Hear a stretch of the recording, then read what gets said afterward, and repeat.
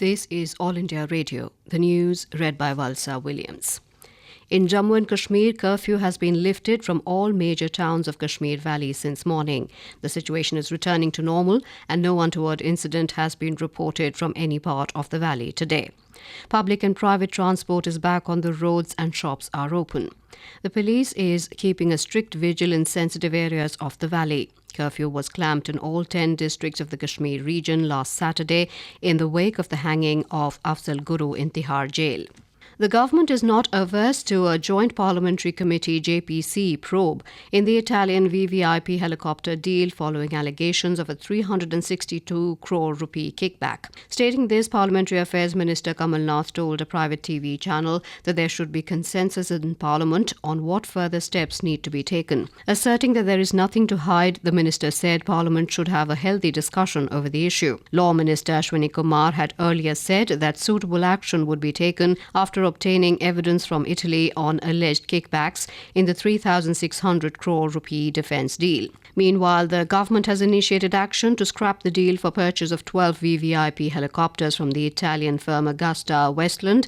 The Defence Ministry has issued a show-cause notice to Augusta Westland, asking it to explain within 7 days the bribery allegations and also why the deal should not be scrapped. The CBI has meanwhile begun a probe into the allegations of kickbacks and is rushing a team to Italy in this connection. The second meeting of the India-Bangladesh Joint Consultative Commission is set to take place in Dhaka this afternoon. The External Affairs Minister of India, Salman Khurshid, will arrive in Dhaka to lead the Indian delegation at the meeting, while the Bangladeshi delegation will be led by the country's Foreign Minister, Dr. Deepu Moni. Earlier last week, Foreign Secretary Ranjan Mathai visited Dhaka for the Foreign Secretary level talks, during which the agenda for the second Joint Consultative Commission meeting was finalized. The first meeting of the Commission had taken place in New Delhi last year. During his 2-day visit to Dhaka for 2 days, the External Affairs Minister is scheduled to call on the Prime Minister of Bangladesh, Sheikh Hasina, and is also expected to meet the Home Minister and Minister for Water Resources.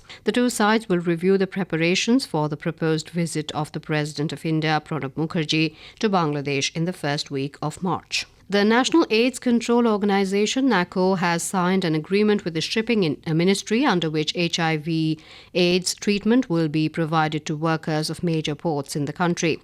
The agreement was signed by Secretary, Department of AIDS Control, Love Verma, and Secretary, Ministry of Shipping, Pradeep K. Sinha. Fishermen, seafarers, truckers, single male migrants and other vulnerable population will also be able to take benefit of the medical facilities. Both the Shipping Ministry and NACO, working under the aegis of the Health Ministry, have already made commitments on their behalf to take measures to check the spread of HIV/AIDS. Temperatures took a dip in North India as most parts of the region were lashed by rain, while the higher reaches of Kashmir and Himachal Pradesh witnessed a fresh bout of snowfall. Rain also lashed Punjab and Haryana, bringing down the day temperature. A few places in the desert state of Rajasthan also received light rainfall, accompanied with heavy winds. The national capital, Delhi, experienced an overnight downpour, and a cold breeze blowing across the city has brought the temperature down.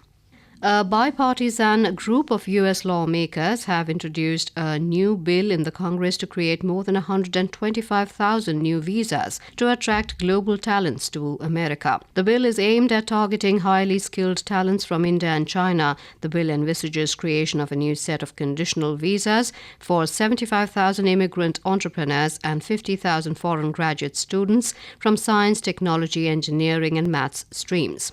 The bill, which has been welcomed by the White House, has the support of top U.S. companies and organizations.